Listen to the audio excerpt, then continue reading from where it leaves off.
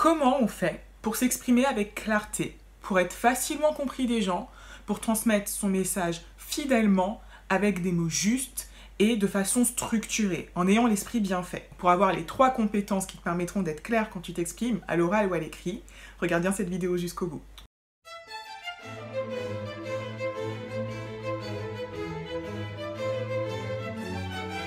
Bonjour à tous et bon retour sur ma chaîne, je suis Jennifer Telep et je suis fondatrice de l'école d'expression. C'est une école qui s'adresse aux ambitieux qui veulent bien s'exprimer naturellement avec aisance et intelligence à l'oral et à l'écrit, dans leur vie pro et perso. Et les inscriptions à l'école d'expression, à la formation phare qui est la formation des membres, ouvrent ce jeudi 2 décembre. Et pour fêter l'événement, je donne une masterclass gratuite qui sera en 2 parties, les 1er et 3 décembre, qui s'appelle le jeu de l'expression. On va un peu s'amuser, ce sera un quiz interactif et tu pourras me poser toutes tes questions pendant ce quiz. Et l'objectif, c'est que tu commences à découvrir les clés pour bien t'exprimer naturellement. Donc pour t'inscrire, c'est le premier lien dans la barre de description et c'est aussi le commentaire qui sera épinglé sous cette vidéo. Donc maintenant, je te laisse avec la vidéo du jour. Alors, la clarté. La clarté, c'est vraiment pour moi la compétence indispensable. Il faut toujours se rappeler que le but de l'expression, c'est d'être compris.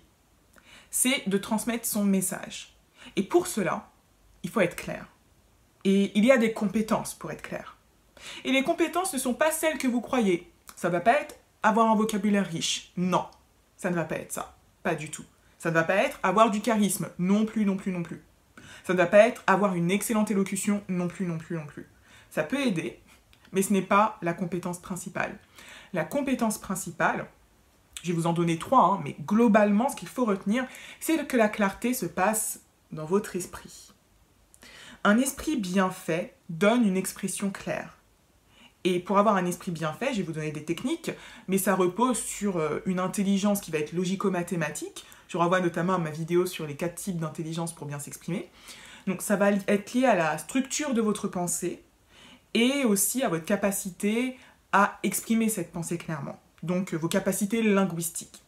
Alors, la première compétence, très importante, la première des compétences, c'est de devenir le capitaine de votre cerveau. Que tu deviennes, toi, quand tu t'exprimes, le capitaine de ton cerveau. Ça fait à peu près 1 an qu'existe l'école d'expression, j'ai vu passer plus d'une centaine d'élèves au sein de la formation des membres, et je peux t'assurer que la majorité d'entre eux, et tu fais probablement partie de ces gens-là, si tu cherches tes mots, la majorité des élèves que je croise, subissent leur cerveau. C'est-à-dire qu'ils ne sont pas le capitaine. Ils ne choisissent pas pleinement les idées à transmettre. Ils se laissent divaguer, en fait, au gré de leurs pensées, des idées qui partent, qui viennent. L'objectif, quand je parle d'être capitaine de son cerveau, ça veut dire quoi? Ça veut dire avoir un cap clair.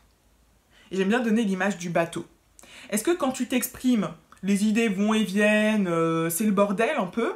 Comme si, en fait, tu étais un bateau qui naviguait au gré des flots? Ou alors, est-ce que quand tu t'exprimes, tu es capitaine? C'est-à-dire que tu choisis la direction, indépendamment des flots.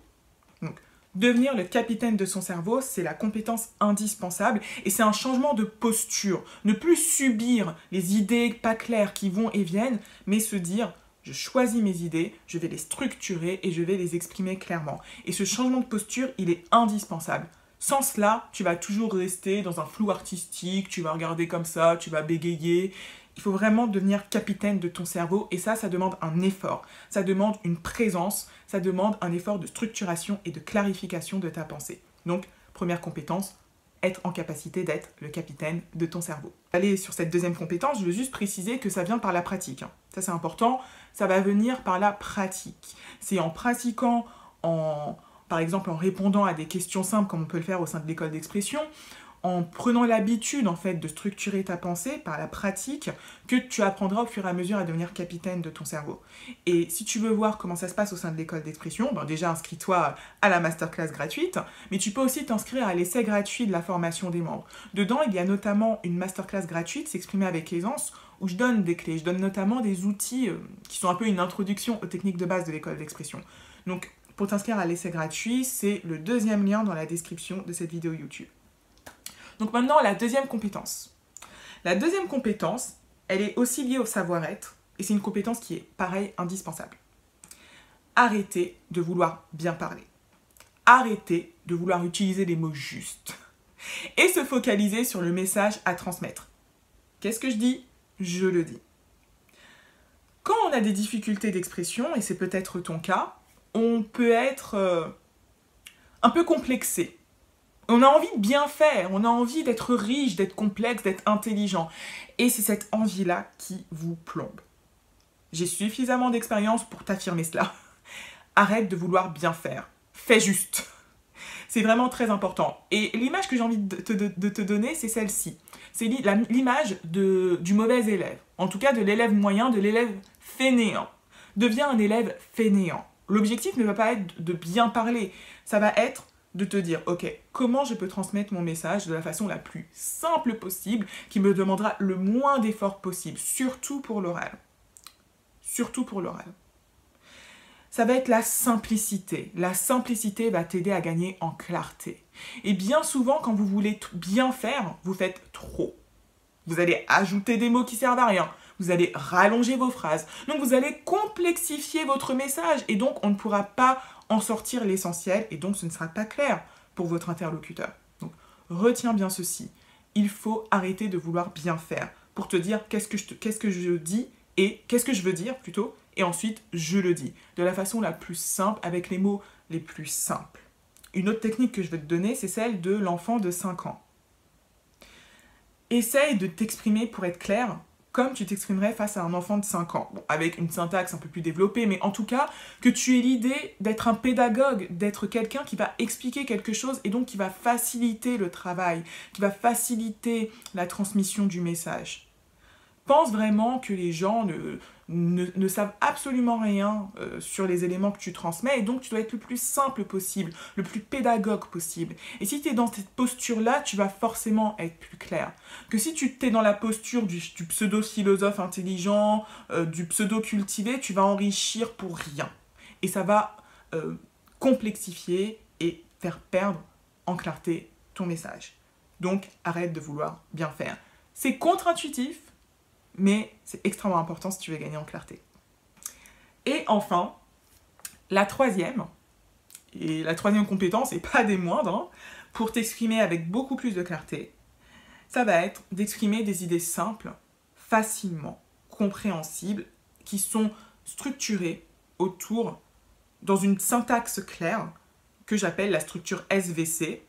J'aime bien dire SVC parce que c'est un petit nom, mais en réalité, c'est une phrase sujet, verbe, complément.